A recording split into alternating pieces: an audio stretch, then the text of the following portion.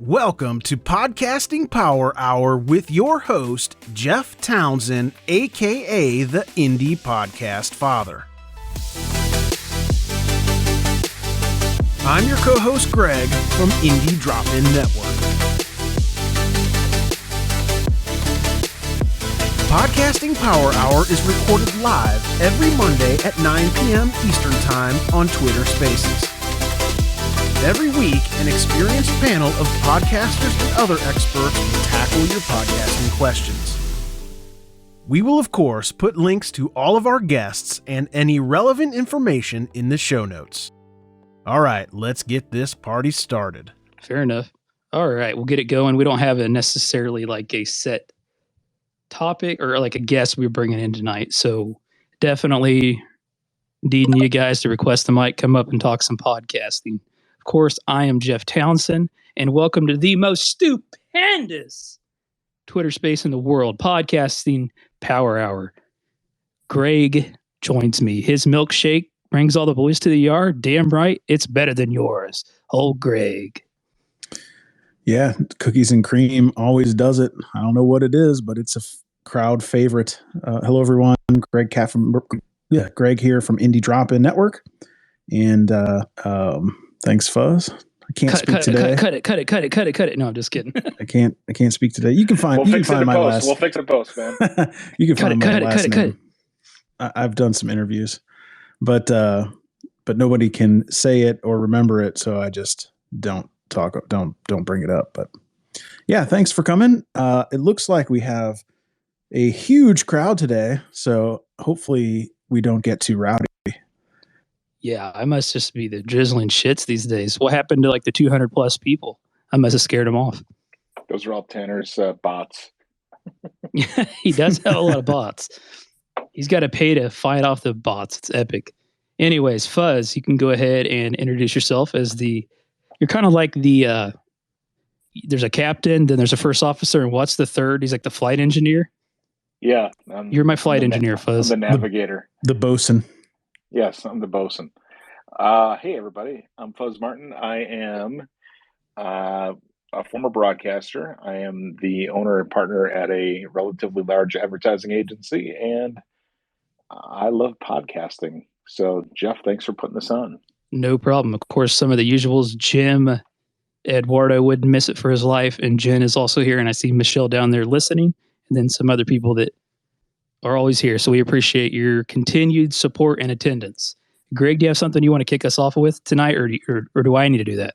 No, I mean, I can kind of talk about some podcasting work that I'm doing and kind of some interesting observations. So I had my niece come over today, and she's doing some summer work, and she's helping me curate shows for Scary Time and comedy and true crime and all that stuff.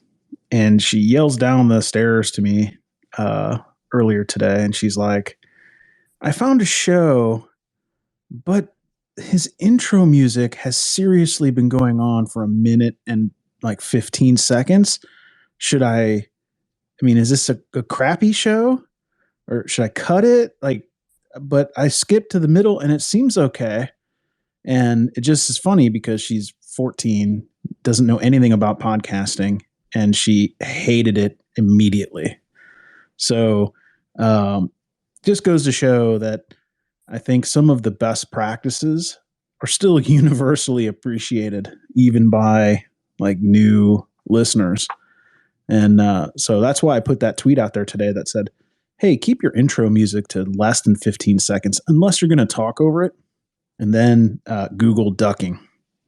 What if your intro music, and I'm saying this and I'm probably not even right, but my wife's intro music is really good, and it has a nice break at 20 seconds where you can talk over it. And if we would have to change up the entire flow of the intro if we switched it. So what are your thoughts on that? You're gonna tell me to cut it. I know you are. I mean, you're pushing it, man. Like what I would do is I would go over to Apple Analytics, and see if anybody's dropping off. If they're not, okay, I would say you're fine. But on the 20th show, 20 seconds is going to drive me crazy. The first one, hey, might be okay. I'll argue the other side of that, though. If the technology you have now when you're doing a podcast, you can skip forward 30 seconds. It's not a big deal once you get to the 15th show and you know that intro's there. Yeah, but I don't think what you're fighting against is not like you got a couple of things happening here, right? So one is these little annoyances add up. So like there's a rule in customer satisfaction that's like death by 1,000 cuts, and then the like 100 people will be dissatisfied, but I think only like 3 or 4 will complain. So there's like these two kind of conspiring notions, and I'm messing up the math, I'm sure, but the sentiment is correct. So what you have to do, you have to do 2 things in podcasting. One is the friction has to be very low for continued listeners. Like it has to be fun, right? Like if you even notice in the show Seinfeld, they started cutting out the opening monologues, like because it was, I don't know why, but I suspect it was just wearing people out. And then they would only put them in some episodes. Then, so then the other thing you want to do in podcasting is you want to optimize your first 60 seconds, because that's about how long it takes somebody to fumble around and find something else to listen to. So, you might be fine, Fuzz. You're very niche. That show is super niche. It's dialed in to the right audience. It's got some legs on it. Like you're probably fine, but it's pushing it. So we did the thing that you were talking about a few of these episodes ago, and we took a break. So we're planning to come back the week after Labor Day. So if I'm going to change it, I need to change it now. But we're going on season 5, and that's like, it's kind of the branding of the show. It's part of the branding. So that's what about if you started with voice and then then started the music? Yeah. Yeah. So like did a cold open, play the music, exactly, and then go in. That's an interesting question. And I might have to play with that. We're going to record the first couple episodes this weekend, so I've got a couple weeks to play around with that. So I might do that. I think you're in the zone where experimentation is. You're probably like +1 or minus a few percentage points, right? I think the kind of the moral of the story is if you're playing your favorite song at the beginning of the podcast, you probably are doing it wrong. You're probably like +1 or minus, a few percentage points, right? I think the kind of the moral of the story is if you're playing your favorite song at the beginning of the podcast, you probably are doing it wrong. A 20-second perfectly chosen song with a great break and, part of the branding, I think that's the least of your problems, Yeah. It's probably fine. Yeah. All right.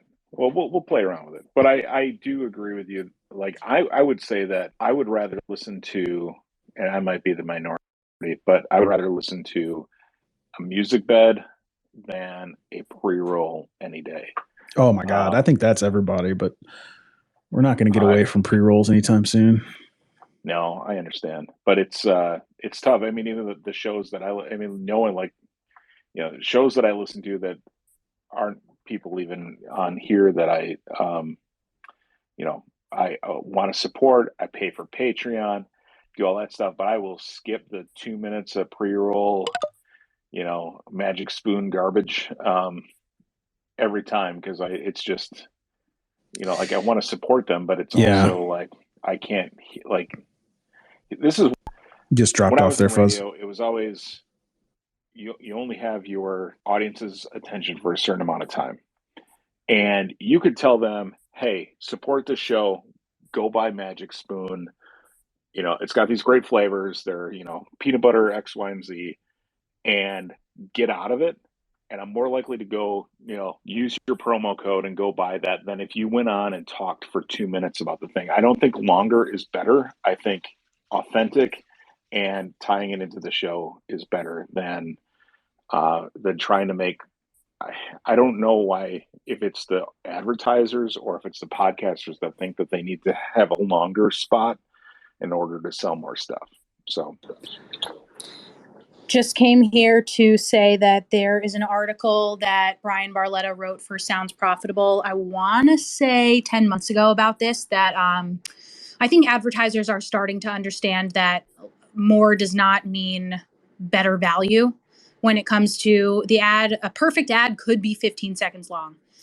So I would just encourage folks to go to soundsprofitable.com and search. I'll find it and I will share it.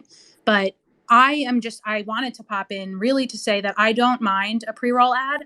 But I think it's because I work in the podcast space and I also work in the ad tech space. And so I'm always interested to see how my favorite podcasters are getting compensated and who is paying the bills for them. And also how they creatively choose to talk about those podcasts. Like I was just listening right before I tuned into American History Tellers with Lindsey Graham. And he does such a good job doing podcast ads for companies that you've heard a million times before, but he just does such a great job bringing himself into it. And I'm sure David agrees with me because I know he loves Lindsey Graham too. And let me say, not Lindsey Graham, in case I get quoted, the historian and the podcaster, not the politician. Nope, you're on record. That soundbite is going to get some play. No, I'm just kidding. Just kidding. I'm already taking note to manipulate that one. So did I talk about my experiment, my pre-roll experiment here in this group? I don't know if I did. But I on my true crime show, which is my biggest show, what I did was for 3 months I swapped out. I turned off pre-rolls. I recorded a cold open. I kind of did a few things at once. I wanted to describe more about the show and about the creators. And then I played what I would normally play the pre-roll at like a minute and a half in or 2 minutes in, right? I would say, all right, well, we're going to get right to the show after, two ads or something like that. And what I was trying to see is would my retention suffer? And there was absolutely zero change in my retention. So I almost think that people prefer to skip, or they have their podcast apps set to skip pre-rolls like 2 minutes in or something, because there was zero change. And what happened though is because my ads are dynamic for the most part, unless I sell a host read, is my revenue went way down because now it looks like I have 5 mid rolls or some craziness in my podcast because it's 2 minutes in qualifies as a mid roll for some reason. And Spreaker couldn't fill 3 slots or 5 slots or however many slots that was in my show. So it reduced my revenue by like 25%, which is significant. So for 3 months, I sucked a little wind and tested it out, and it didn't make any difference at all, which I thought was interesting. Did you almost expect it to, really? Yeah, I think that, my gut was telling me that I should say a comment set me down a rat hole, which is something you should never let happen to you. But because I'm showcasing other people's shows, I take it very personally, and I want to try to understand, is it their show? Is it the way I'm presenting them? Did I not describe them perfectly? Did I not sell it the way it should have been sold? Like, I'm very cautious that people give me their hard work. I want to make sure I do a good job. So this commenter said, "Oh, great. I'm skipping through these podcasts and I've heard 17 Dairy Queen ads or something like that." And I thought to myself, oh my God, like, this is my life. Like, if this person's complaining, that means there's 100 people that hate this. And so I thought, okay, let's turn it off, see what happens. And I just assumed people might be scrolling and going, nope, sucky ad. Next. Okay, indie dropping sucks. I'm going to whatever.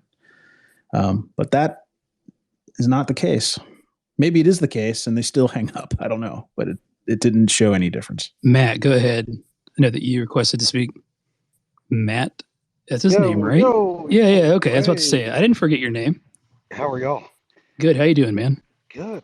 Just putting together my episode I'm releasing tomorrow. And, the intro, and I missed the past couple of minutes, I'm sorry, of the discussion, but intro is a fascinating topic because that's something I've always struggled with. And with the two artists that I produce, I usually start off, when y'all say 20 seconds of music, what's that defined as? There's just like 20 seconds of just music and then you're going into the introduction? Yeah. So think about it when you press play on a podcast and it's just music for 20 seconds. Yep. And then the host cuts in. So that's what we're talking about. So I go, and I might be doing it. I'm learning something here. I start off, I try to get in and out as quick as I can. And I'll intro, like for Jack's show, I'll intro, the show, the host, who the guest is, and that's about 40 seconds. Host, the guest, some little housekeeping notes for about 20 seconds. Then at about the 40-second mark, I'll go into a 1-minute preview of the hour-long episode of the interview. And then I'll go into a 20-second pre-roll of our sponsor, and then the episode starts. The key is, I always say in the very beginning, coming up in 2 minutes is episode number 27 with Jim Lauderdale. So if people don't want to listen to all the BS in between, they know at approximately the 2-minute mark, they could just fast forward through it. That's the way I do it. I don't know if that's probably not the right way, but that's the best way I've come up with. It's kind of like, go ahead, Ariel. Sorry, go ahead.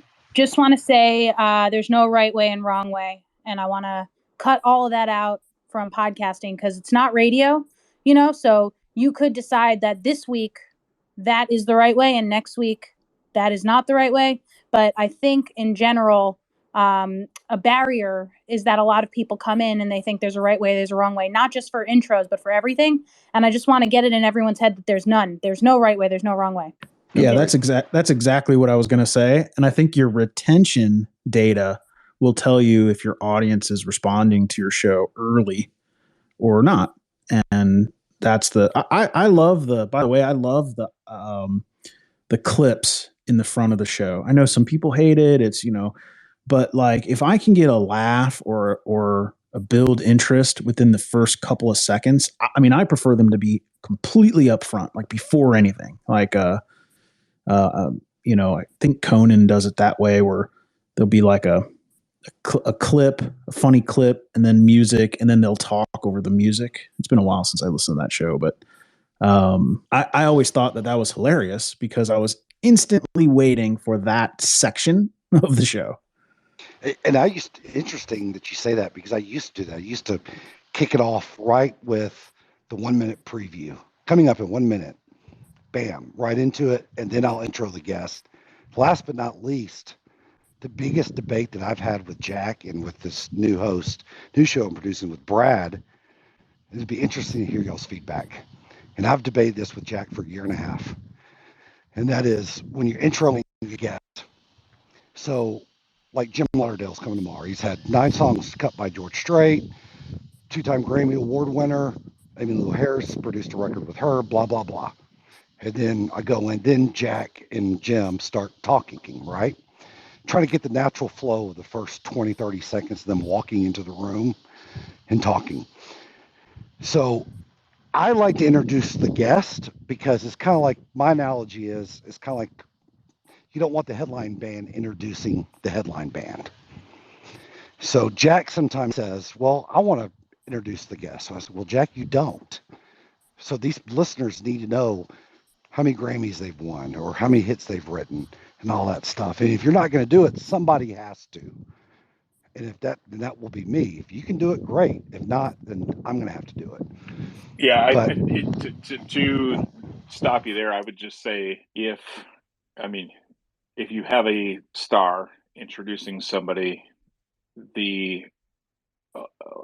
I think I would rather hear as the listener, I'd rather hear intro them than, and this is no knock on I you at agree.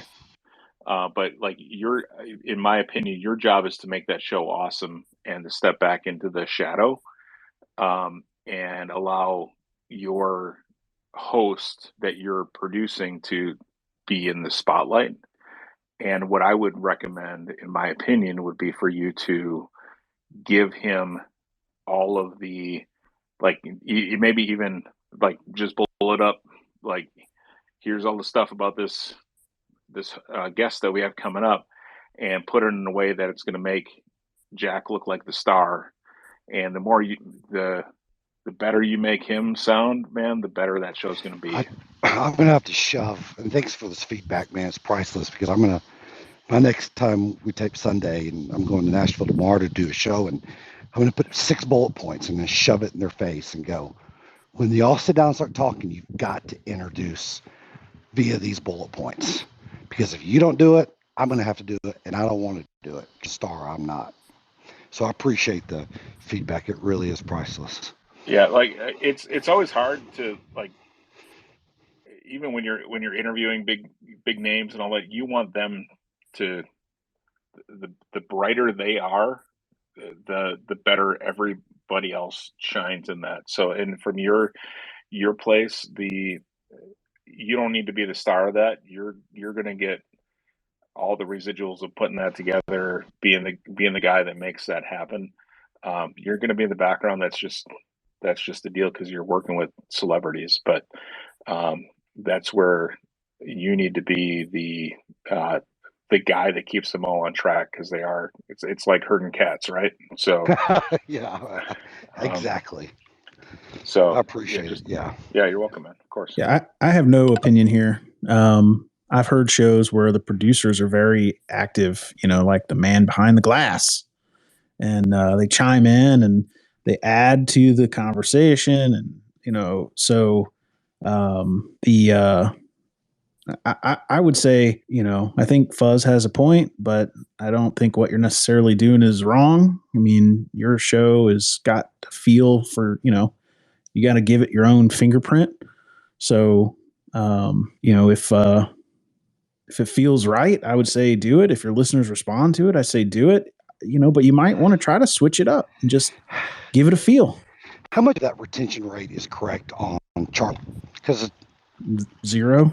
Okay, got it. That's what I thought. Because I looked at that. I'm like, come on, there's no way these people are listening to that much of that content. I mean, it just depends on if you're synced with Apple and Spotify. The Apple and Spotify data is absolutely accurate. Mm-hmm.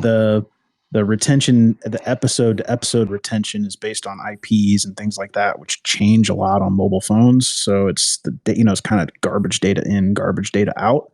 I mean, it's accurate according to them. It's technically accurate, but I just think that those types of measures are tough to quantify. Yeah. And who's all going to Podcast Movement here in a couple of weeks in Dallas? I didn't make the cut. I did not make the cut. Yeah, I'm debating about going. I have till tomorrow to make the decision, according to my wonderful wife. Do you want me to give you an endorsement, or how would you like to proceed? Jacking around. Endorsement of going to Podcast Movement? Yeah, I have, I can steer you in either direction, but I can tell you about my positive experiences there. I went to the Nashville one last year, and it was it was fantastic. Good. I've got to go. I'm going to go. I just have to fight the internal, personal, wonderful bride battle. But this time it's important for me to go because of this new show that I'm launching in November. So what's your experience been like? Positive? Oh, extremely. So I can pretty much point all of my podcast career successes back to Podcast Movement Anaheim in 2017, because I used my Moxie and I got to go for free, which was amazing. And I made connections that I still am in touch with to this day. I can trace like 3 jobs back to Podcast Movement. So I am really, really just grateful for Podcast Movement, for the connections, for the schmoozing. And that goes for all podcast conferences. Like I see Anna is here in the chat, and she has a podcast conference in Atlanta that's also amazing. But yeah, I am a big fan of when podcast people get together. How important, if in the hypothetical, and I'll shut up after this one, I promise, with the questions. If Jack and this other artist I'm working with, Brad, if they had the opportunity in the hypothetical to play for the conference at, let's say, 5 o'clock, would that be a pretty big opportunity for them to get in front of the XM radio folks and whatnot? Or would that be a waste of their time at any podcast conference, maybe Podcast Movement? What do you mean play? Like to do a live show? Yeah, do a live show. I mean, there might be an opportunity. There's been an opportunity where if I lean on them hard enough, I think they would do it. I just don't want them to show up and then look at me and go, "Oh my God, I don't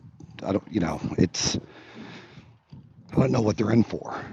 Yeah, I'll say it's hard to predict if people would attend because they have a lot of sessions going on at once. You have to submit the sessions in advance. So it depends. If you wanted to have it as an official Podcast Movement event, they would have had to submit it, I think, back in March. But if you wanted to do something like outside of town or outside of the event, sorry. It's a last minute idea I've been talking to the conference about. And so got it. I just don't know if it would be the best opportunity for Jack or Brad to do that, because I don't want them to look at me like I'm crazy when they show up and play and nobody's paying attention. It's hard. It's hard to tell. I don't know. You went to some in Nashville, I imagine, and it's really hit or miss when it comes to even if it's like an amazing speaker, if they're up against somebody who's also an amazing speaker, there could be 5 people in the session, even though there are 3,000 people there. It's really hard to say. Got it. Great. I appreciate all the feedback, everybody. I really do. Jim Mallard, do you have anything to throw in? You've been strangely quiet on the topic of the intros. No, I think it wildly depends by show and niche, and I don't know.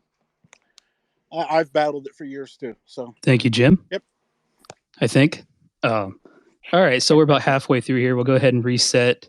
And David, are you ready? Yes, I am. So, hey everyone, I'm David. I'm here to pitch my show, which is called Conscious Business Leaders. And wait, is this the guy that we've been waiting for like 7 years? Yeah. Yeah, this is him. All right. So Conscious Business Leaders is a podcast that shares the stories of seasoned entrepreneurs who have built profitable companies while maintaining a mission of helping others. Boom. I feel like you've been coached on that because it was pretty clean. I don't get to say this enough, but say it while smiling. All right, let me retry saying I don't get to say that enough to men. Men say that to me, so I get to say it to you now. Go ahead. All right. Conscious Business Leaders is a podcast that shares the stories of seasoned entrepreneurs who have built profitable companies while maintaining a mission of helping others. Boom. I heard the difference. That did anybody else hear the difference? Now say it while grumpy. Just kidding. Ed, you've been asking for this for weeks. What do you think? Eduardo Havens, the 8th. What do you think? He's probably got a grilled cheese in his mouth. He's probably making grilled cheese sandwiches, avocado, and octogenarian. Oh, right. Yeah, even his grilled cheeses are too high class for us. Well, we have a substitute Ed that just jumped up to speak. Thanks, Jeff. We'll go to the next Ed. Thanks, Jeff. What's my podcast called again? The greatest song ever sung. Shitty. Correct. Good job. No, I just want to co-sign what Ariel said. I've been in sales and sales training for 20 plus years, and that is literally one of the first things we tell people if they have anything to do with phone calls and their job is you can hear a smile through a phone. So I'm happy Ariel said that. I like hearing those points validated. And David, your pitch does sound much better than the last time you put it out there. So good job, man. Thanks. Yeah, that's a really good point too. Like even when recording too, I've noticed that like when you try to like smile and have good posture, it definitely sounds better. You got to hype yourself up to do anything audio. I mean, you really do. Like even on bad days. That's your elevator pitch. And then what would you say is your most pressing need? Are you trying to get more listeners, trying to get more interviews, trying to get more downloads? Where are you right now? At this point, I would say more listeners. Last week, I was struggling a little bit with getting guests, but then after getting some feedback from the community and stuff, I actually did get a few more interviews booked. So I'm actually booked out for like a month now. So at this point, probably just focusing on getting listeners. I know I need to start reaching out to like newsletters at some point soon. So I think that's probably like my next step. I think saying that you're trying to get more newsletters was you just placating Ariel here. Ariel, by the way, is it Ariel or Ariel? Because I never know, and I feel bad when I say your name. Don't feel bad. Your name is Fuzz. Thank you. However it comes out of your mouth is lovely for me. Okay. Perfect. Thank you. Tanner says Ariel. I don't mind Ari, Ariel, Ariel. It's really fine. My best friend calls me Ariel, and my parents call me Ariel. So I don't know. I don't know what my name is. Tanner just sent out a tweet. I'm at dinner, but Jeff sucks. So thank you, Tanner. You're missed. You can see it in the comments section down below to your right, which is a new feature. So if you are listening and you don't want to come up and speak, but you have something you want to say or ask, you can do that down there. Look in the bottom right-hand corner. So I've got a question for Dan. What type of guests and who are you looking for? I guess is the first question. For guests, you said? Yeah, for guests. I mean, obviously, we all like Mark Cuban, but I mean, what type of people are you looking for to be guests? I'm looking for founders of companies that basically like do good for others, like their employees or like customers. I mean, it's funny you said Mark Cuban because I feel like he actually would be a good example. Like his new prescription drugs company. I don't know if you've heard of it, but it's been like lowering prices for consumers. But yeah, basically entrepreneurs that are like actually helping people in addition to making money. Hey, Dave, send me a direct message after this, okay? I might have somebody for you. Okay, sounds good. Where are you currently? Oh, sorry. Oh, go ahead. No, you're first. Just wanted to say, of course, you got to interview the Squadcast boys. Yeah, I had to redo the interview, but it's coming out soon. Okay, good to know. David, how are you currently looking for guests for your show? So a lot of them I've been finding on Twitter and LinkedIn. Now that I'm thinking about it, like, I'm not even sure how I come across some of these people, but like sometimes I'll just like see business owners kind of explore the business. If I see that there's something interesting there, I dive into it a little bit more. But it seems like a lot of cold outreach, to be honest. Are you asking for a referral at the end of your interview? I actually have been, yeah, and that's how I did get a couple of them. Because Zach and Rock gave me a couple people that I have booked. So I've gotten a couple referrals. I've heard that that's a really good practice, so I've been trying to do that. Yeah, because you can name drop the person who referred you. Yeah, that makes sense. Have you tried going big, like Bill Gates, Warren Buffett kind of stuff? I haven't yet. I mean, I would honestly like to have Mark Cuban. I think he actually would be a really good fit for it, but I got to think about how I can get an introduction to him. I mean, like Mackenzie Scott, what's his name's ex-wife? Oh, Jeff Bezos. Yeah, Bezos, yeah. Like, is she a conscious business leader? Yeah. I mean, she gave away a giant chunk of her earnings to nonprofits. Like, that's her thing. So. Oh, I didn't even know that. That's interesting. She's given $8.6 billion in 2 years to 780 plus organizations. It's a lot of money. That is a lot of money. And I'll double down on that. Just start finding these people that you're interested in and start sending them emails, because the worst that's going to happen is they don't reply. A few of them will send you back in now, and then one of these days you'll open up your email and there'll be yeah, we can do that, and you'll just probably shit your pants. honestly. Yeah, feel it. All right, we have a couple people that have requested here. Anna, you're up first. Then I know Chris will follow. Hi, I'm new to this Twitter world, so I hope I'm doing this right. I don't even know what the process is, but what I came up here to ask about is I'm in the process of launching a new show for myself. And this is mainly, it's going to be called The Content Trapper. It's mainly because, oh wait, it says my connection was lost. Is my connection back? We hear you. You're good. Okay. Yeah, you're good. But no, it's called The Content Trapper. And a lot of it is because my community has been asking to hear more from me specifically, which I struggle with. We've talked about this. The premise of the show is mixed. Part of it is me talking to content entrepreneurs about how they're utilizing content in their business, especially because really it's a new wave of things, but also focusing in on equipment. So I also own a 1,500 square foot studio in the heart of Atlanta. And so it's also talking through like the ups and downs of having a team of 13 people and, you know, managing over 20 shows and the studio and the equipment and the wins and the fails and all of those things that go into it. And I think I'm just trying to figure out how to properly structure it because part of it will have a YouTube component where I'm reviewing like equipment and some of the things that have worked and not worked.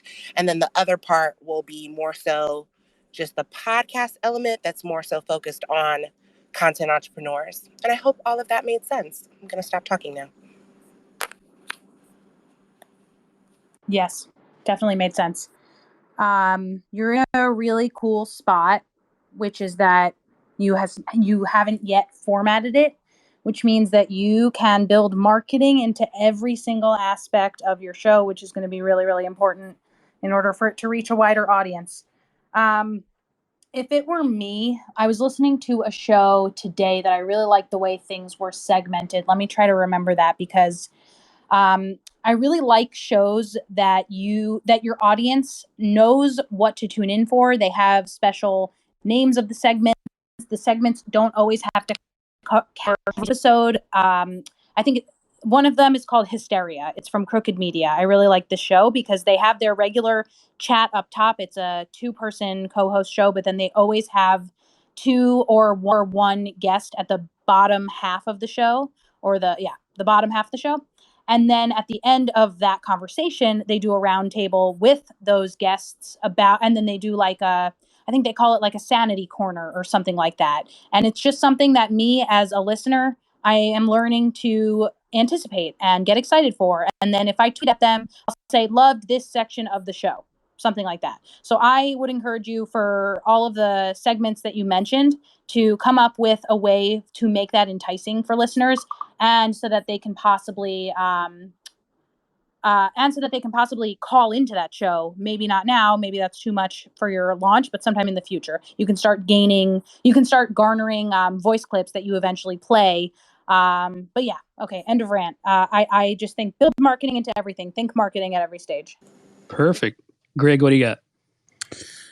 Well, Jeff, I know why you came to me next because I love the idea. I think it's amazing, but it sounds to me like one is a podcast and one is a YouTube channel. And I think the gear review life of a studio owner, mix some vloggy content sounds a lot like Peter McKinnon and awesome. Like super awesome. And then the content podcast sounds equally cool for a deeper dive, more intellectual type of content. And I mean, I don't know if I would break the niche and put them together, but that's just my craziness with niche. Like, I think that niche is the most important thing that you can do in starting any content creation enterprise. I don't disagree about niche. I say niche, but it doesn't matter. I don't disagree. What I do think though, Anna, because I know your community has asked for this show, and I imagine that you have done some either surveying or just anecdotal chatting with them to find out what they want from you. And that's why you're going in this direction. What I would recommend actually is 4 episodes per month. Twice a month are your flagship episodes. It's the segment of the show that you're having the conversations. And then the other 2 times throughout the month, that's when you're quote unquote breaking format, breaking niche. The example that I will point to here is a podcast called How to Do the Pot. It's a podcast geared towards women who are interested in cannabis. 2 episodes per month. She talks about something having to do with the cannabis industry, or what to do if you get too high, or here are the strains that you should try out if you want to go to sleep better. But then the other 2 times per month are short episodes, 2 to 5 minutes long. And speaking of building marketing into every step, they are user generated. People call in and leave 2 to 5 minute voice clips about the first time they bought legal weed. So those stories are always, we know what to expect. She can call on her community to share their own stories so that the community feels a part of it. And if people don't want to listen to a 45-minute episode, if they're new listeners just checking out the feed for the first time, they can get a taste of the host and a taste of the show and the vibe of the show with a 2 to 5 minute episode. So I'm not saying you do a 2 to 5 minute episode. What I am saying is it might be interesting to incorporate these, that people get used to the cadence of the show being twice a month this, twice a month this. They can tune in for both. They can tune in for either. And that's what I would recommend. I like all. Oh, go ahead, Fuzz. No, I was just going to say, I think that sounds brilliant. And I wholly endorse that. I think that sounds like something that would be fun to listen to. It would be great for the audience. And that's some wonderful advice as usual. So, I don't know a lot of people in here. I think the only person I do know is Ariel. So just to give a little bit more background into me, which hopefully will be helpful. I have a podcast community called Black Pod Collective, and then a podcast conference called Black Pod Festival.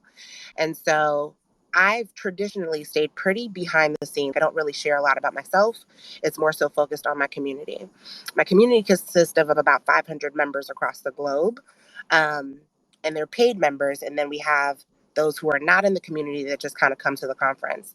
The biggest feedback from the conference, and just the biggest feedback in general, has been people want to learn more about my journey and me as the individual, which I struggle with.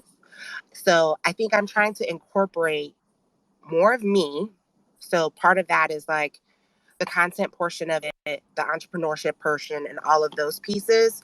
And so I've kind of gone back and forth between like certain things will just be for the YouTube channel, i.e., I don't want to review an app on a podcast because of the fact that you can't see it. So I feel like I want to do some video that is just for the YouTube channel where it's like I'm reviewing some of the apps that I use for clients, some of the things that I enjoy, or just reviewing new things that I'm like, I didn't know how to use this. And then other elements would be like me talking about how I jumped into entrepreneurship from a 10-year career in healthcare. And that would just be on the podcast itself, but we would do like video. It would still be recorded fully, but to do video clips for social media, but not for the premise of it being released to YouTube. Does that make more sense, or does it make better sense for this to be I don't know, it feels like a hodgepodge the more I keep talking, but yeah. You have a team behind you, right? You have video producers, audio producers. Yeah, I have a team. In that case, I would go crazy and have separate feeds. I mean, the reason I usually suggest that people combine feeds or just consolidate is because they don't have the resources, but you have the resources and you have the community asking for it, in which case I would make it as easy to understand as possible. And what can unite those two entities is branding and logos and things like that. But yeah, I mean, there are going to be people tuning in for different reasons. So I actually go back on what I said before, based on the extra knowledge that you gave us, and I would separate those entities. So I think you have a amazing reach already. I think, when you have people asking to know your journey, I mean, that's as good as it gets for starting something like this, I think. So, you also have this opportunity where, video content, I think, is going to amplify your message to an extent that I think that might be superior to audio, especially if you're doing like conventions and you have all these other things going on. Like, people would love to see your journey in setting up the conferences and how do you get speakers, and that is kind of vloggy, but it's also your life, and it's what they're asking to be exposed to, not just the journey but the current. It sounds like more about you, and to me, I think that's the star. I mean, you're doing things that people only dream about doing. That's a life I think would be very positive impact to share. Yeah, it's super awesome meeting you, by the way. And I think Ariel's right. If you have a team, that's a great opportunity to just go crazy. Yeah, Michelle, go ahead. My one thought as you were talking about all these different components that you want to build out, I would really spend a lot of time thinking about how this is a funnel into your business and how you can optimize that. Like, it's great to share your story and all of that kind of thing. But you're sharing your story not only for people who already know you, but for people to get to know you, like to bring them into the community that you're building. By the way, I've been looking to go to your conference for 2 years now, but of course with the COVID, so I'm very excited to see the new dates up on the website. So like, there are people who've been quietly watching what you've been doing for a while now. Obviously, COVID's impacted like in-person connections, but we're out there kind of watching. And so I would say very strongly, how can you get people on your email list with the content that you're sharing? It's not enough to have a YouTube channel and review a product. Like, if you're bringing a product in front of people because you love it, understand that you can also be an affiliate for that product and optimize that authentically and ethically because you love that product. So just, I would think about your funnel. I would think about the monetization opportunities within that funnel that are ethical for you. And because you're building it out and you have a team, like, game on. And congratulations. I'm excited to see it. I'm excited to subscribe and to finally go to New York in the sweltering heat of summer. So congratulations. Thank you so much. That always warms my heart when I meet anybody who, wants to join us on this journey. So hopefully I get to meet you in person next year. I will probably be shooting you an episode so you can listen to it before I release, because I'm very big on doing focus groups for clients. So I'm gonna treat myself like a client for once. Yeah, again, super awesome meeting you. I gave you a follow. Sounds like you're doing amazing. Podcasting Power Hour is part of Indie Drop-In Network. If you are a podcaster looking to grow your listeners, check out IndieDropIn.com. Indie Drop-In is always free, and we have opportunities right now for comedy, true crime, scary, and paranormal podcasts. Just go to IndieDropIn.com to learn more. You've had two people waiting patiently. Sticky Paws, I see you have your hand up. Chris, is it okay if Sticky Paws goes first? Yeah, that's perfectly fine. Okay. It's very kind of you. Sticky Paws, nice to meet you. What you got going on? Hi there. Can you guys hear me? You sound beautiful. Loud and clear. Thank you guys so much. My name is Travis. I am the founder of Sticky Paws Studios in Las Vegas, Nevada. I was looking at the article that was attached to this Podcasting Power Hour, and I've been listening for a bit, and it's like really awesome to hear all the different perspectives of marketing and advertising and getting sponsors and getting affiliate codes and making some money for podcasting. We specialize in audio and video podcasting. We kind of treat our business closer to a broadcast studio in the way that we do everything live, even if it's not live. We have a 5-camera setup with as many mics as you need. We have close-ups and a wide shot, and we have a rig that can run intros, outros, audio clips, etc. We can attach Discord, a call-in feature, etc. What I really wanted to talk about is just the idea of monetizing a podcast and how many people tend not to like reach out to their network for podcasting. They think that podcasting is just about creating content and then hoping somebody will see it. And I wanted to open up the forum and kind of discuss this kind of like this way of podcasting that not many people consider. And it's podcasting and advertising through their guests and monetizing day one with no listeners, simply through basically social media influencer marketing as a podcast instead of podcast marketing to sponsors. And I'll explain a little bit further. We have our studio is basically just a home for a network called Podcast Junkies Network. The son of famous singer Tony Orlando of the 70s, his name is John Orlando, hosts the show called Action Junkies. And there's a bunch of other shows like Fitness Junkies, Political Junkies, Weed Junkies, 420 Junkies, etc. And we hope to build up the brand and keep expanding.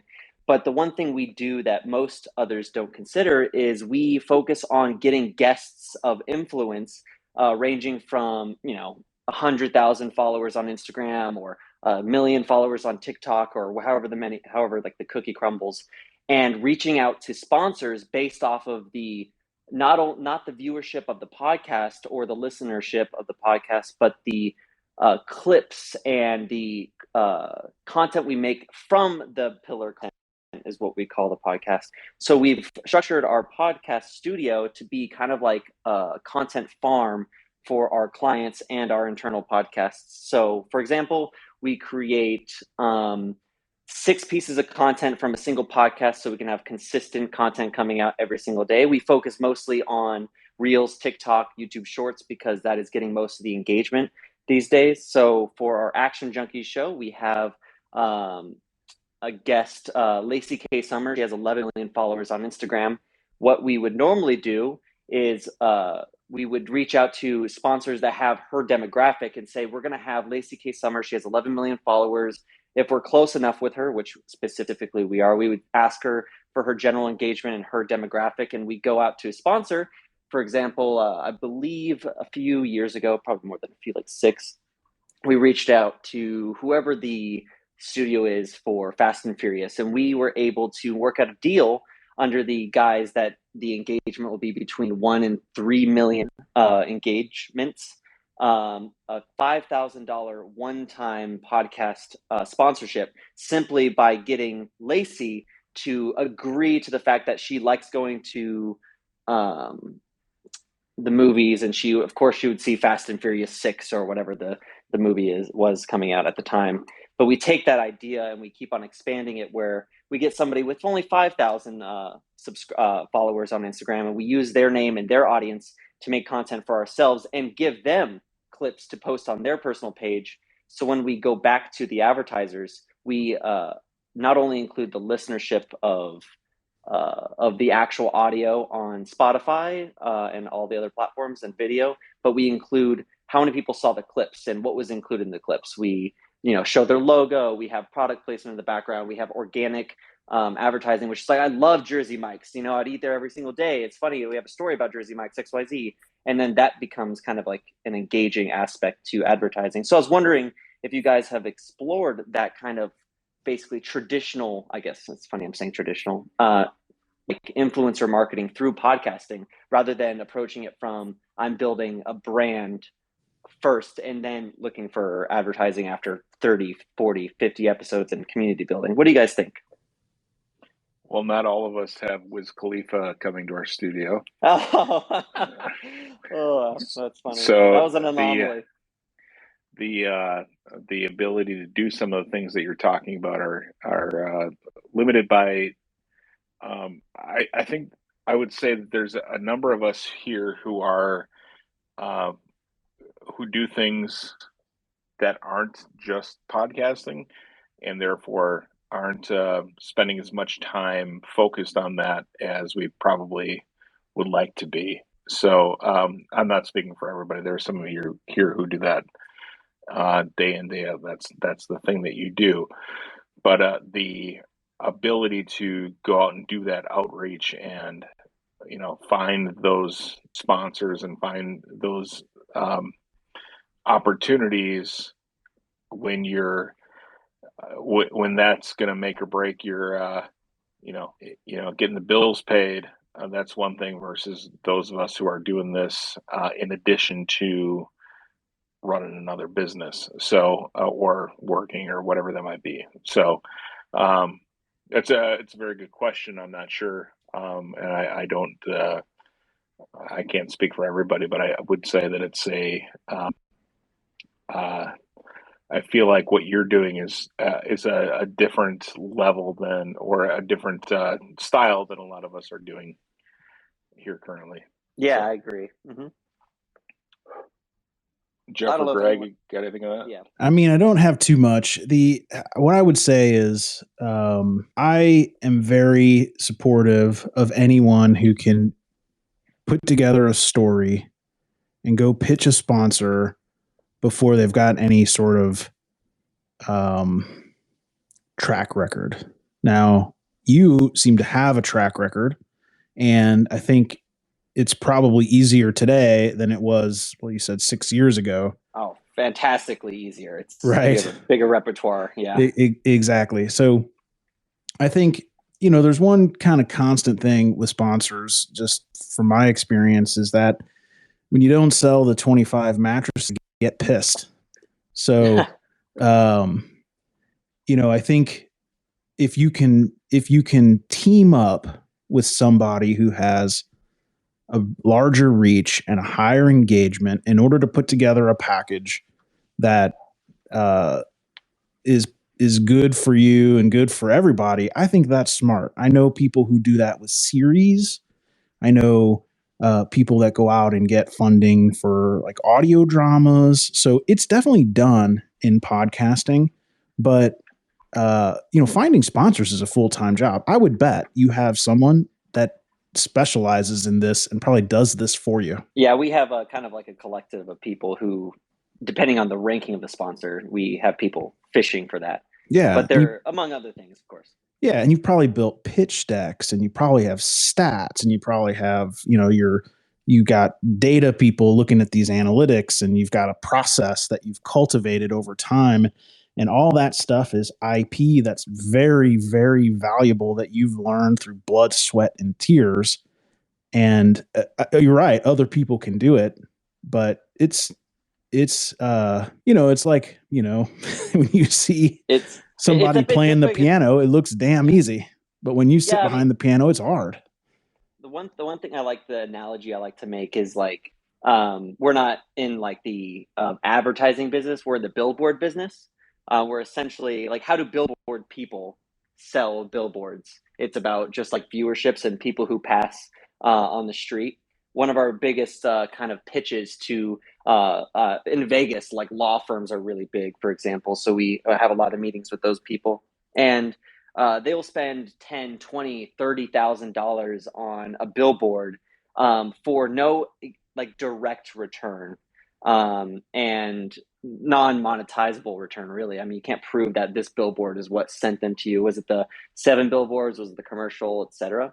So we leverage the ambiguity of kind of that kind of marketing to these people who are used to that traditional marketing, and sell them on the idea that as long as people are seeing your brand, the demographic they want in a way that's engaging. Because we make the argument as well, like not even the drivers are paying attention to the road, let alone the billboards. They're on their phone. The passengers, of course, on their phone. You're in a taxi, they're on your phone. Like, where are you seeing these billboards now in a non-obtrusive way? And the answer to that is basically through social media content, which I guess our pillar of that is podcasting. But I guess it could be anything, right? If you do a Twitch stream that's just 8 hours long, you can cut that up and then splice that and sell that as sponsorship as well. But I do sorry, Ariel, go ahead, Greg, finish your thought. I was gonna say, I do think it's brilliant that you can get like, some $11 million Instagram follower to say, I love Jersey Mike's, and then you get a clip of it. So, bravo. Yeah, I'm not going to lie. She's kind of in the cahoots with us. She's like a kind of a partner, but it's just, what's it to her? Go, Ariel. Do you know about Podcorn? Podcorn. No, I'm not familiar.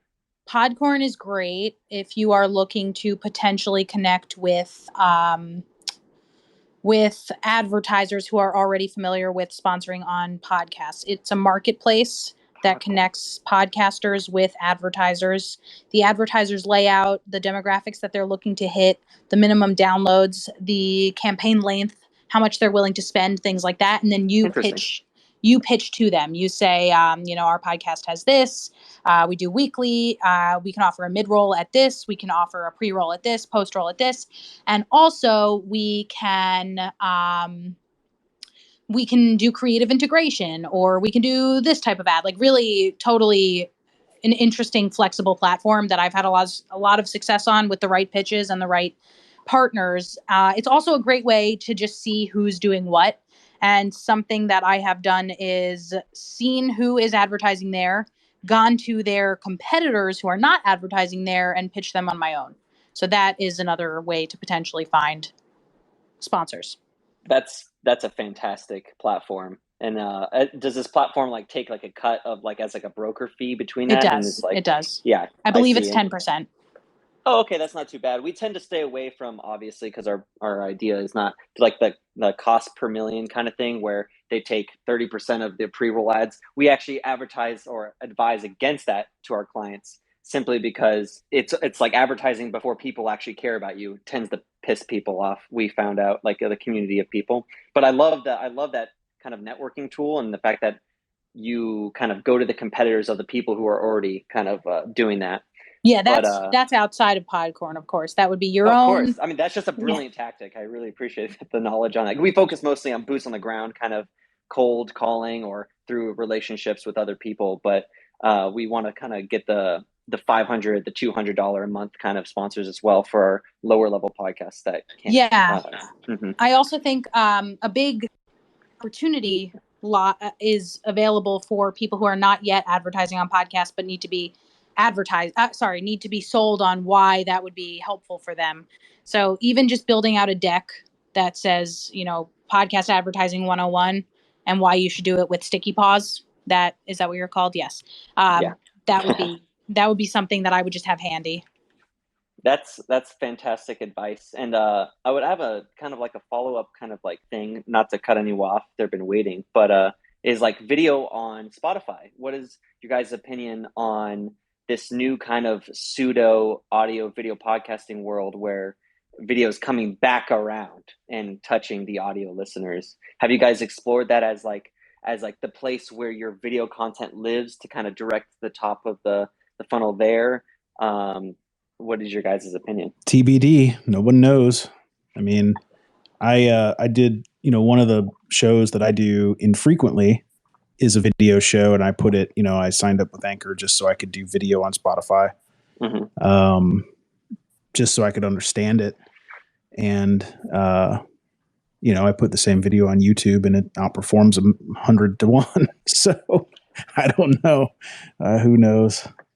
I think my opinion on it is, if your audience is big enough to start with, I think it's great. I think if you're starting off, I would put your efforts elsewhere until you make it big, because I don't think on Spotify's platform, the discoverability is going to be high enough that it's going to make it worth your efforts to put it there versus something like YouTube or just podcasting in general. It's more of a yes and kind of thing, like put it both for the convenience of the listener. That's exactly what I did. Exactly. Yep. And YouTube's algorithm is so good, and Spotify is basically like 1990s search. However, on the contrary, Spotify now has a form where you can submit to be featured. And my guess, just like how Apple is very much prioritizing their in-app real estate for podcasts that have paid programs, Spotify will start prioritizing some of their in-app real estate for podcasts that have video podcasts hosted on Spotify or Anchor or Megaphone or whatever it is. So that is just something to keep in mind. That's what I'm hoping for. That's exactly why I did it. That's fantastic. I also like the fact that it's again, speaking to our tactics to getting sponsors, is the ambiguity of like who's actually watching. some people, you can look bigger than you are if there's no viewer count at the bottom of your video. You send someone to your YouTube video or their podcast, they see that 4 people watched it. They might look lower on your podcast simply because of the kind of like the entourage effect of, oh, other people aren't listening. Send them to your audio video podcast on Anchor. They might not make that same assumption off the bat. Hey, I appreciate you coming up and talking. I do know. Thank you. I'm a man of my word, and we have 2 people waiting, so I will stay on and over. I appreciate it. Oh, no problem at all. Chris, I know you've been waiting patiently, man. I appreciate it. Hey, man, no, it's been a pleasure to sit and wait because it's given me a chance to smoke another joint and actually enjoy myself for once, because it has been a whirlwind of one of the weirdest experiences I can possibly explain. So I'm going to give the elevator pitch of what's going on. I was contacted by someone because of my notoriety in the cannabis industry. For those who don't know me, I'm a political lobbyist.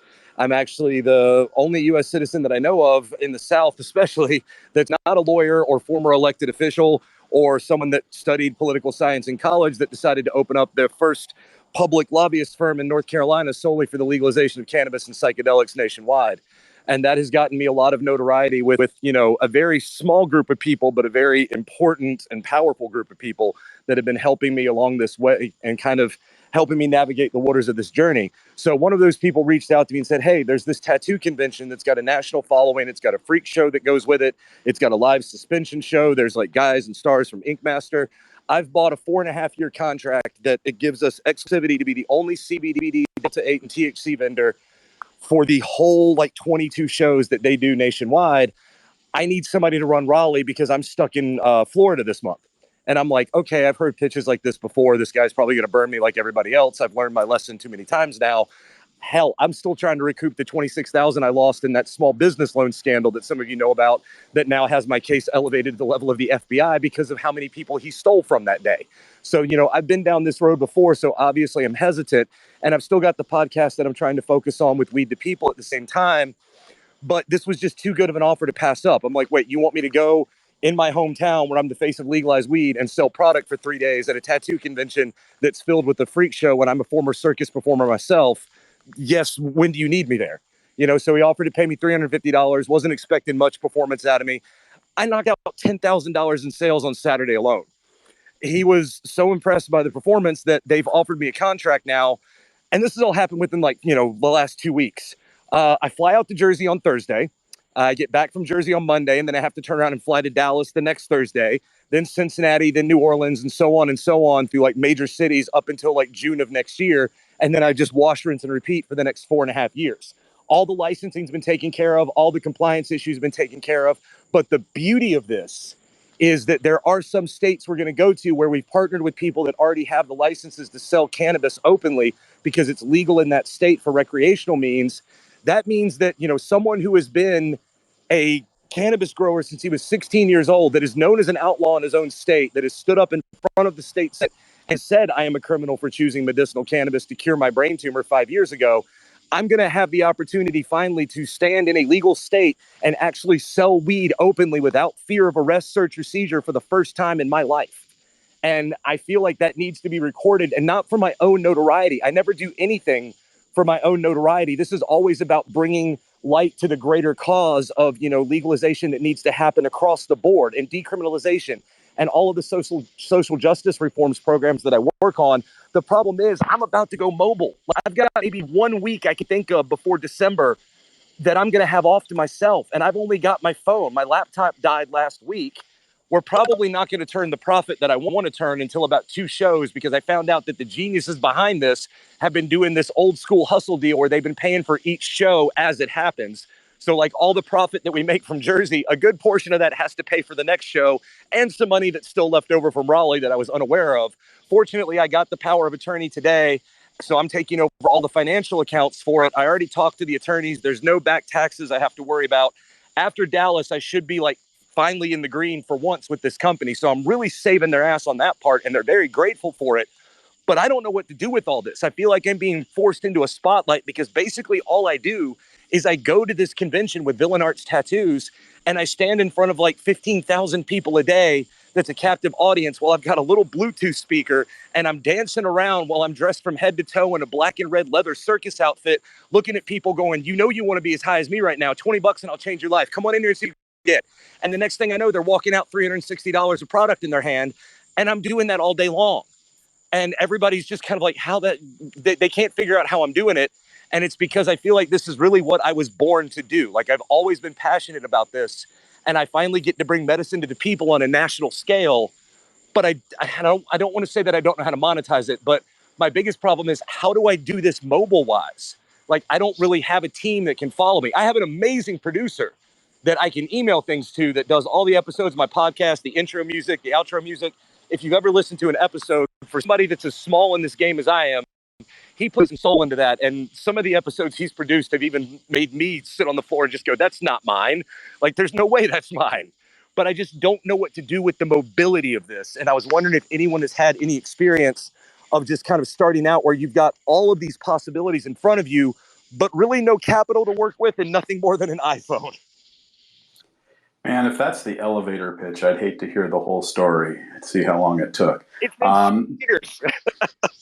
But to be honest, I think you kind of already have an idea. You're just looking for validation of what you're thinking of doing. And my advice to you is just do what you feel you have to do to get your message out there. So if this going to conventions with these people and talking to 15,000 people at a time is more effective than recording a podcast and hoping that you get 1,000 or 2,000 or 5,000 or 10,000 listeners over the course of a month or 6 months or whatever. I think you already have an idea of what you want to do. You're just looking someone else to say it's okay to do it.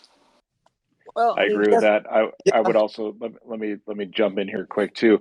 I think if you're at these shows and you're getting, you have an audience of 15,000 people, could you be converting them into listeners, and also not just listeners, but also to,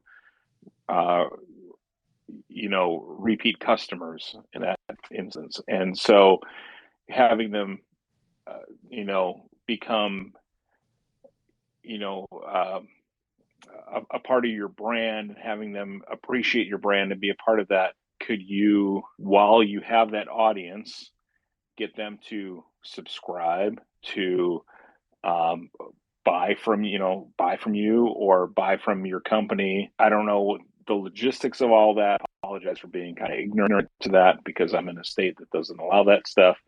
And we have to drive to Illinois or Michigan if we want to be get stuff.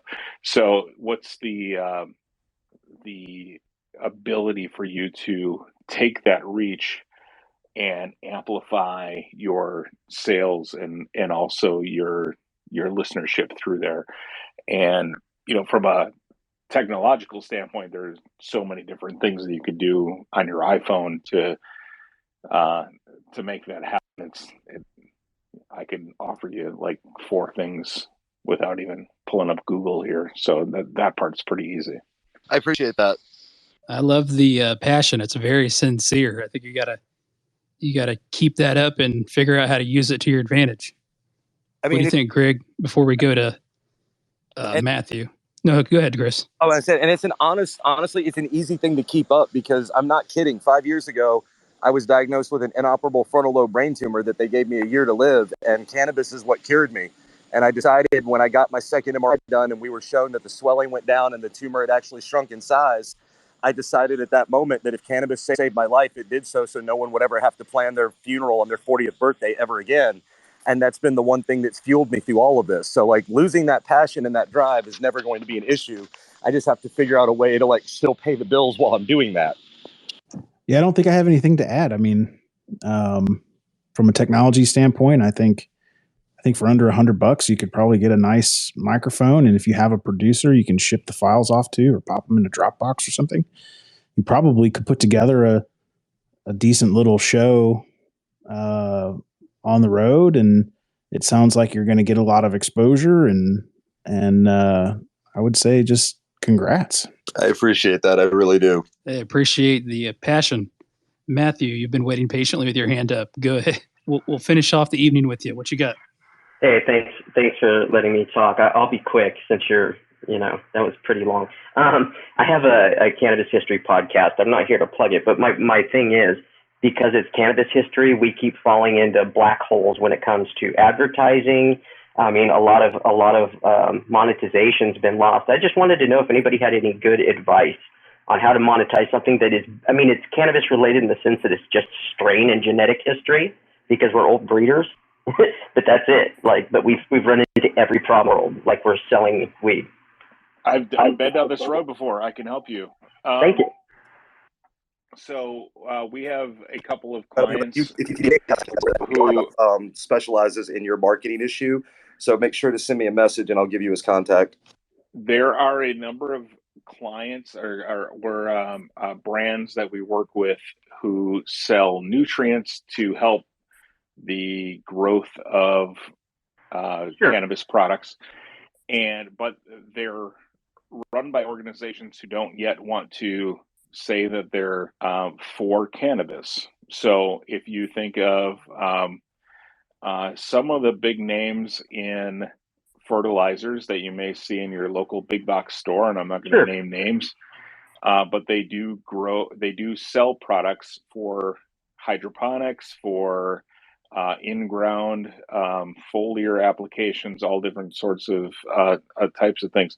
They're looking for places where they can promote their product to growers in particular, but can't for regulatory purposes, especially if they're publicly traded or some of those kind of things, go out and say specifically, this product works great for marijuana. And so your best bet is to look for the places who might sell different types of nutrients and other types of, those types of, I guess I'm trying to say things without saying names. I know literally exactly what you're talking about, and so I really appreciate it. That's really smart. Yeah, so if you go to you find them, you could go to LinkedIn, find the marketing director or CMO or those kind of people and try to have a conversation with them. And then, that's where you got to make your pitch on why they should advertise on the show, how much it costs, what your listenership looks like, those kind of things. Because they're still going to want to make sure that they're getting their money's worth. But there are, and if you DM me, I could probably give you some names, or not names, but brands that you can reach out to or start doing some research on. But that would be, it goes back to Greg's niche talk that he gives every time we have this conversation, is there are people who are looking for people like you and looking for shows like yours to advertise on, but they don't know you're there and they don't know where to find you. So you need to help them. You need to grease the skids. That's all great advice. As a black market dude, I've never looked at LinkedIn ever in my life, but that's pretty brilliant. And it seems obvious to some people, but not to me. So I really appreciate that. You got it. Thanks for coming on the show. In the short term, you ought to look at some affiliate opportunities because I'm sure they exist. Like even for, like the more legal CBD type stuff that's, big and can sell a lot of places. I know there's I don't know how deep you get into this, but there's like home grow kits. There's like all sorts of these. There's all sorts of these things out there, depending on how deep you want to go or whatever. I mean, I seen an affiliate. There's affiliates for everything, and the reason this came to mind is because I was thinking about buying a vineyard, and I wanted to understand like how if the soil is any good, and I was listening to a podcast about vineyards, and it was an affiliate for a soil sample kit. I don't know, and that's when I realized I was way over my head. So nothing happened there, but it just always reminds me that there's an affiliate for literally everything. Like just anything you can think of. There's affiliate relationships. I appreciate that. Like I said, I was a black market dude, and like I had people running our podcast, and they made themselves the owners. So now I'm competing with our old podcast. But I do have like the last 14 days that seem to be good, despite competing against my other version of our podcast. So I really appreciate all the help. It's all brand new, the business side of this to me. Yeah, look, if you look at, I did an interview with Jordan Harbinger where something similar happened to him, where he had to compete against his old show. So if you want to hear a show about like a kindred spirit there, just search for Podcast Creators, and you can watch it video on Spotify for anybody who's interested in seeing how that works. Not to plug that, but he dominated and crushed that other show. So it might give you some inspiration. Oh, I'd love it. I need it right now. Thank you. It's also an episode that I feed dropped on mine. So if you want to listen to my podcast instead of Greg's, that'd be awesome. Oh yeah. Yeah. You can listen to Jeff's. It doesn't matter to me. I'd rather, he's got more episodes than me. I'm going to be checking them both out, so I appreciate it. All right, Greg, take us home. It's your turn this week. Thanks everybody for coming to Podcasting Power Hour. Believe it or not, it's supposed to be an hour, and it starts at 9 Eastern time. We would love if you shared it with somebody. We want to keep this community growing. There's also a podcast version of this that's, it's a few weeks behind. That's my job to do. So if you miss a week, it's no problem at all. Just go to podcastingpowerhour.com. And you can see, I edit it slightly, mostly just Jeff and Ed. So I cut Ed out of almost everything. So, but other than that, it's pretty much this exact same thing. And we'd appreciate it if you gave it a follow, a listen, or whatever the people say these days. Go ahead, Fuzz. I saw you come off the mute. I was just going to say, smash that plus button on Apple Podcasts. Yeah, what is that? Like the check mark. Give me the check mark. Smash that tiny little button that's easy to miss. I appreciate everybody listening, and this is a lot of fun every week that I can make it. I apologize in the weeks that I can't because I'm busy running this huge metropolis of 2,704 people. And thanks for coming on the Podcasting Power Hour. Last thing I'll say, make sure you give me a super follow before you buy Tanner Campbell any coffee. It'd be greatly appreciated. That's hilarious. And on that note, keep being you, keep being great, and don't litter. We'll see you next week.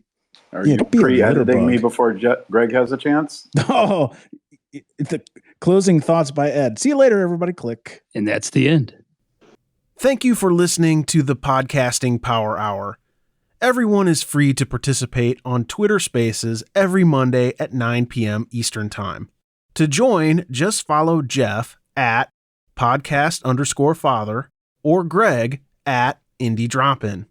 If you found this podcast helpful, go into your podcast app and write a quick review.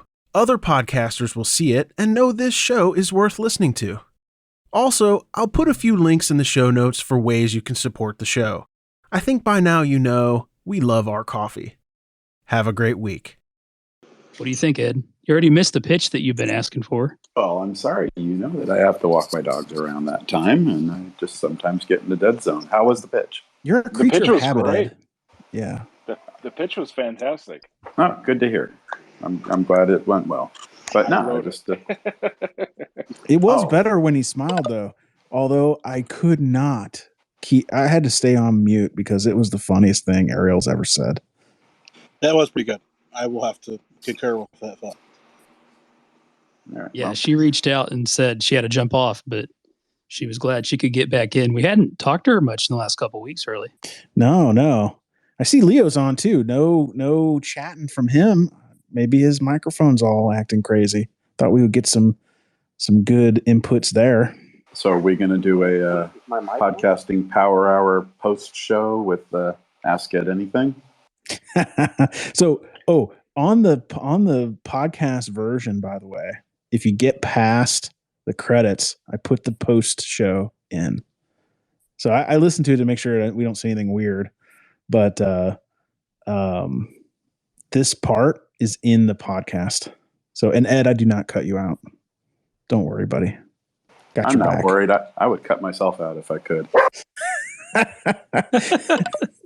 So we told Tanner that the show starts at 10 his time today. So just keep that. Make sure you don't break our secret.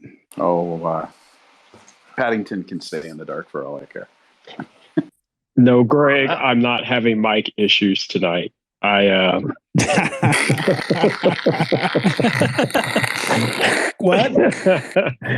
No, when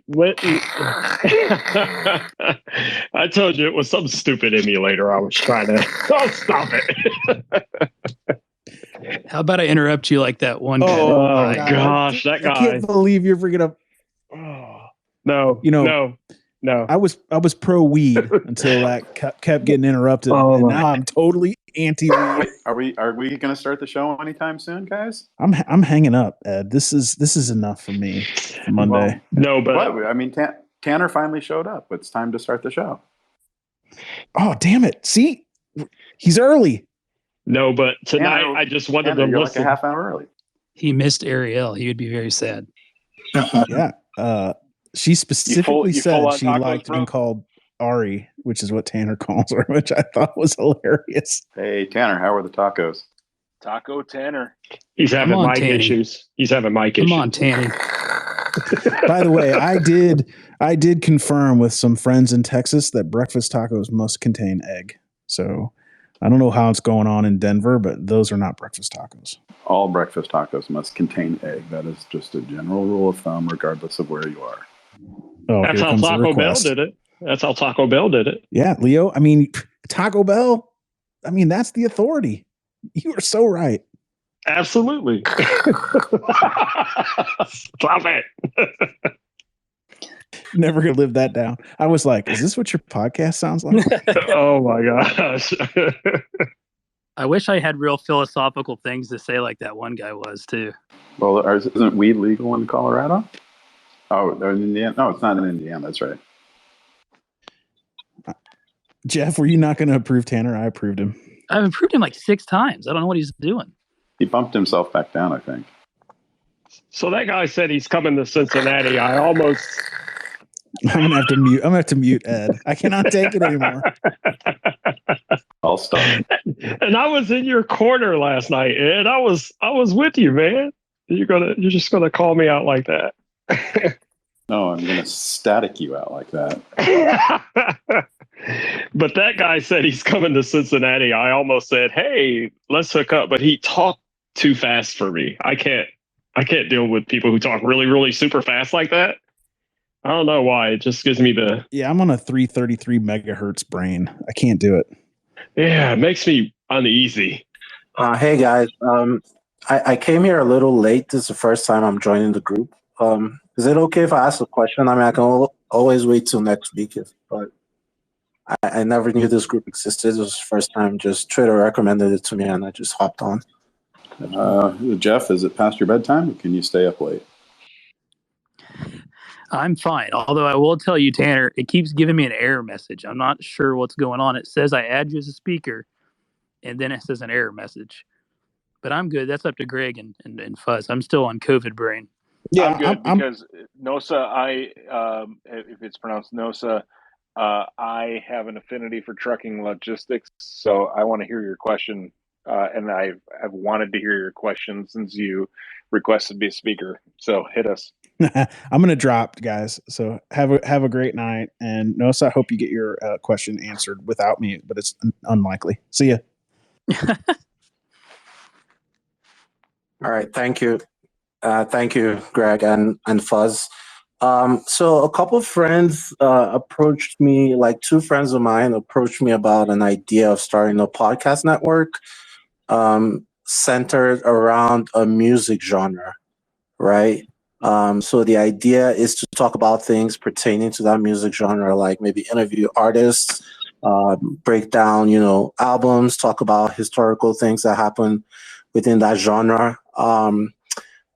Everything sounded good to me, but my only issue was music licensing and podcasting. I mean, it's been an age-long battle between those two, where record labels don't necessarily want to permit podcasts to use music without fair use or not. And I was like, how are you going to have a music podcast or music genre network without playing music, not consistently, but every now and again? And if the record labels are pulling down episodes because of that, then is it something that's sustainable? So I don't know, like, does anyone have any kind of recommendation or hack or resources to kind of like help with that? Yeah, I spent 15 years in broadcasting, and I worked with not only record labels but also BMI ASCAP licensing. And I will say that the reason they don't like podcasts is because anybody can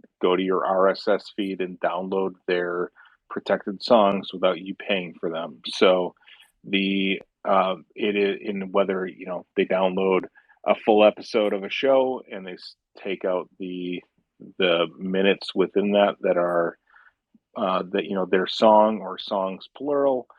That's why they don't like that. So you're not going to have a good time if you try to put music into your podcast, and you're not going to have a good time if you are trying to make a show based around music. I would recommend doing something like AMP or what's the other live broadcast thing from Station Head is the other one I'm thinking of. I would recommend doing something like that if you're going to do those are live broadcast type things. Otherwise, I believe you can put music in Anchor if you only if you play the whole song and don't if you can't talk over the music or anything like that. I think you have to play the whole song and like go to a break and those kind of things. Go ahead, Leo. Fuzz is struggling to answer the question. So the way it works on Anchor is, you have to play the whole song. You can't interrupt it. You can't talk over it. However, the only way people who are listening to your show can hear those songs is on Anchor or Spotify. So if you have your podcast anywhere else, they won't hear them. Yeah. So your audience knows that becomes really small. Go ahead, Tanner. Hit it. I got to share an embarrassing story. You guys are going to laugh at me, and I know that everybody loves a good chance to laugh at Tanner because he's a big old shit talker. So I've got this podcast. It's called Practical Stoicism. Gets about 10,000 downloads a day, okay? It's got about 40,000 regular listeners. I get 40,000 downloads within the 7 days of a release. So I'm thinking, you know what it's time for? It's time, based on Greg's advice. Fucking Greg, this is a reason never to listen to him if he's in the room. I can't see him, but if he's ever in this room, never listen to him. He goes, you should try to monetize this. And I go, you know what? Greg, you motherfucker, you're right. I should. So I'm going to start up a supercast. So I start up a supercast 2 days ago. You guys, does anybody want to guess how many people signed up for my supercast out of 40,000 regular listeners? Go ahead. I will wait for your guesses. I got 7. No. 5. 2. 0. 7. I already said 7. 0. Fucking not a single one. Yep. And the reason that I thought to bring it up was because you guys were talking about Spotify, and the largest portion, tens of thousands of those 40,000 are on Spotify. And I thought, well, I can do one of two things here. I can launch a supercast, or I can move my podcast over to Anchor, which I'm not necessarily against. Anchor's matured a lot since its early days. It's still got shitty analytics, but if most of my audience is there, I would be willing to do it. But you know what? If there's nothing within the Spotify app that allows somebody to subscribe to a payment plan, they have to escape the app, and they have to go to Anchor. And the reason for that is that Spotify doesn't want to give any money to Apple or to Google for processing the payment within the app on their devices. And so I thought, okay, well, it's probably not going to have as good results, but it will have some results.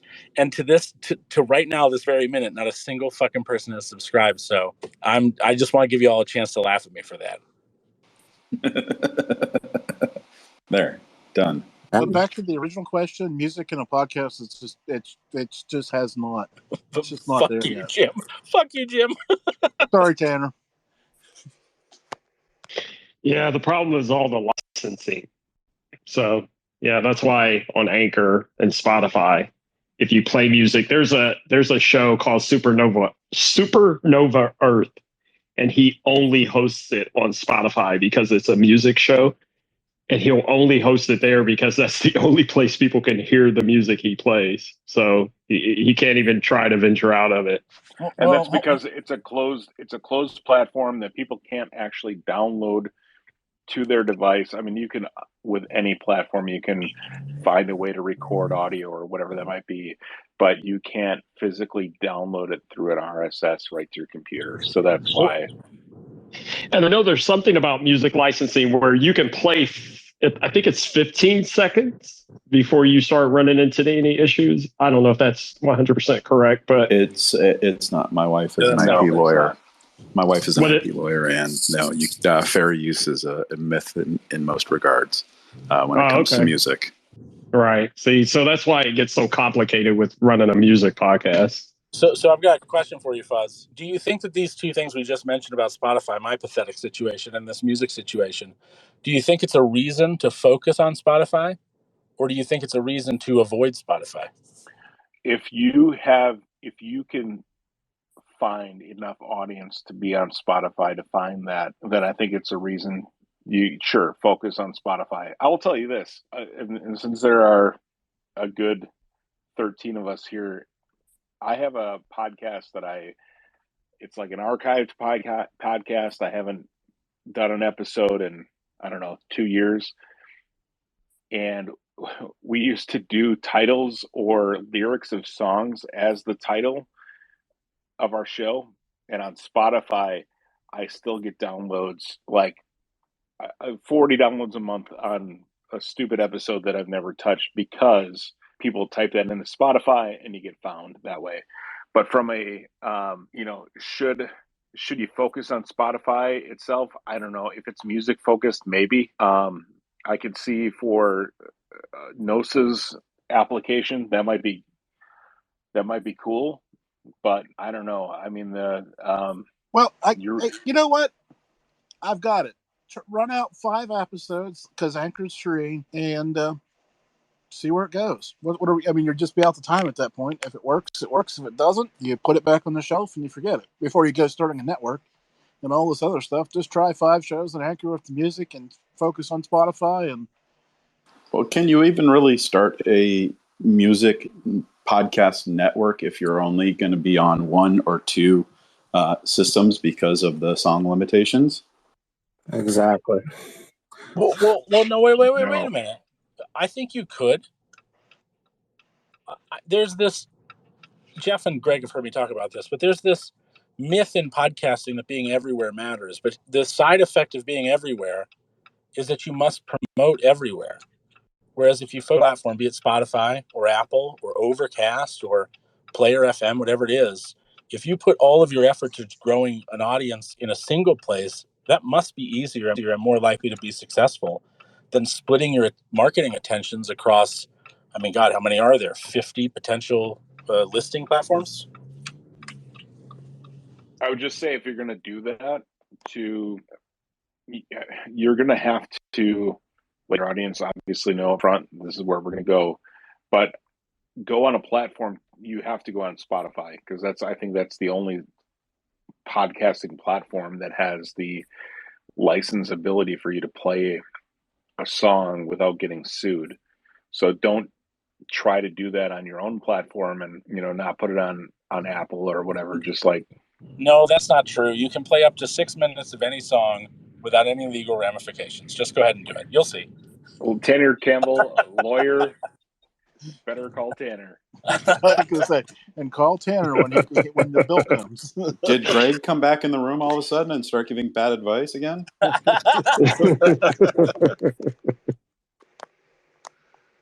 Jeff, So I you're will like super offer. over this week. Oh, I'm sorry. I'm just saying you're very over. I got in the car and drove home from my dinner with Seth, and I didn't expect that this would still be going on. Yeah, it ended a little while ago. You came in on the back end of the banter. It went till 10:25, I think, though. We had people waiting in line to go. We were all making fun of you in a line. Perfect. Did you guys talk about the charting thing? Because I'm sorry I missed that. What? Wait, what charting thing are you talking about? I left it. I figured we could talk about it next week. Okay, cool. I'll have more data by then, too, so maybe that's better. We had pretty good, really, we just piggybacked off questions. And Greg kind of kicked it off, but we had some pretty good questions tonight.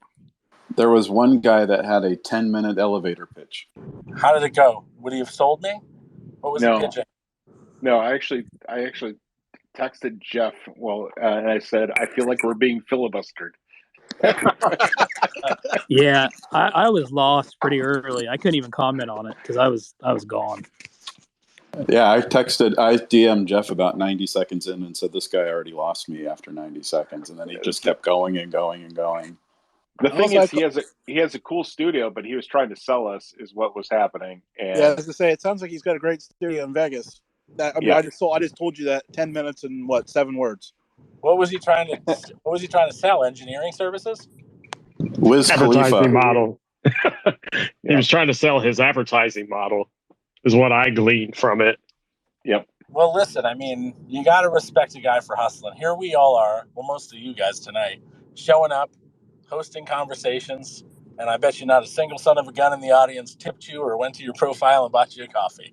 So, you got to appreciate the hustle sometimes. We don't get paid 3 Satoshis. I gained like 7 followers, so that's like $7,000 a month. Seven followers that'll never subscribe to a fucking thing you put out. That's the value. That's the value I bring to you guys. I get you the cheapest people. Hey, so is that a value add?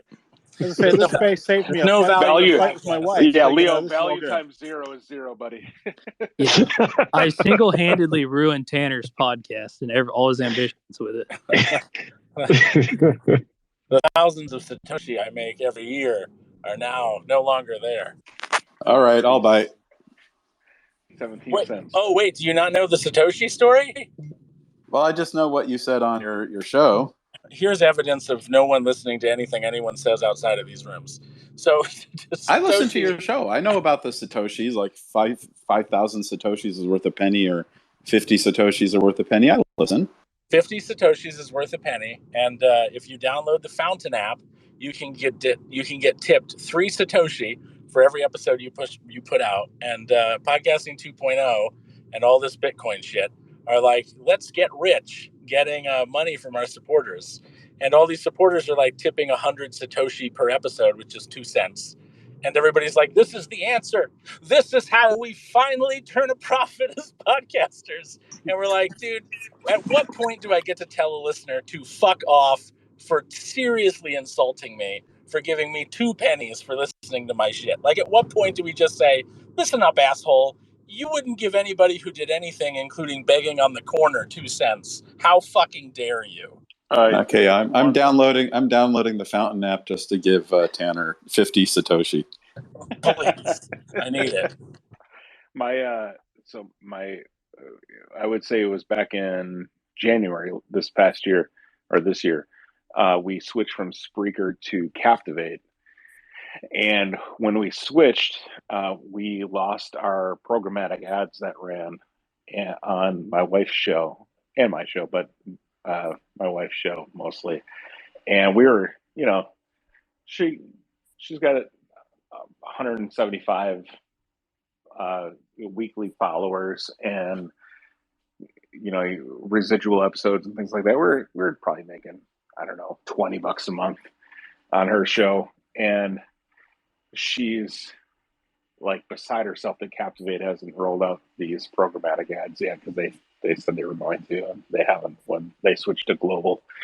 And it's kind of like Satoshi. I'm like, it doesn't matter so much. We should probably just put together a sell sheet and get you an actual sponsor instead of trying to get these programmatic ads on your show that are going to pay shit anyway. So But yeah, it's kind of that whole Satoshi thing. It's like you've got a super niche audience. You could probably find actual people to buy that, and spending the time to implement this or wait for this or switch back to Spreaker isn't worth the funds. That's the route that I went. I mean, I've been able to maintain 3 sponsors really the whole time throughout the podcast now. So no regrets with that decision. The problem with her show is that she focuses on free tools for teachers, since teachers are completely, broke, underfunded, etc. So finding somebody to pay for us to say, hey, this episode's brought to you by, X platform. They also have a free version. And 169 of those 170 followers each month are going to get the free version, and maybe one will subscribe. But isn't there some there's potential for coffee or pens or something else that is kind of in line, but not necessarily. She makes her money on her show by speaking at conferences. So each year she'll get a handful of speaker events, and it ends up being 5,000 or so a year ish. And so it's not so bad when it comes down to it, but it's not episode related, there's that whole tie-in that you want, that gratification of hey, we've got this many followers and this many people listening, and we should get paid for the episode, versus my expertise is good enough that I've been asked to come and speak at this because of what I talk about. Wait a minute. And they're paying me money. Wait a minute. How are you going to say $5,000 a year is pretty okay? I mean, we're doing it's not our. I mean, this is our side. Listen to me, Fuzz. God damn it! We have people rioting in the streets with signs because they want to make $18 for working at McDonald's, and you think making $5,000 a year for the podcast you make is fucking worth it? What the fuck is wrong with people, dude? Where's this inconsistent morality and outrage when it comes to podcasting? Fuck everybody. Especially since podcasting is just you talking. That's all you do. Yeah, I'm gonna close this room out and open up a new one. So actually, I got to take off, guys. Thanks for hanging out. Thanks again, Jeff. Yeah, I'll open up another one for a little bit. Is Greg gonna be there so I know what to think? No. Greg's already asleep. He's old, so yeah, he's in bed. Old Greg. All right, look for everybody that wants to chat for a while. Look for that space here in 30 seconds. All right, see you guys.